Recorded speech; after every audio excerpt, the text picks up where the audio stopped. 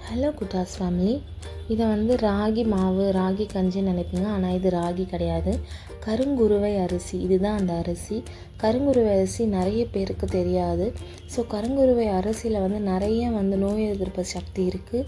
இது டயபெட்டிஸ்க்கு உதவுது. அதுக்கப்புறமா நம்மளோட வெயிட் லாஸ்க்குமே இந்த கருங்குருவை அரிசி உதவுது. ஸோ இன்றைக்கி நான் அதில் தோசை தான் ட்ரை பண்ணியிருக்கேன். இது ஊறுறதுக்கு 8லேருந்து 12 மணி நேரம் இது ஊற தேவைப்படுது.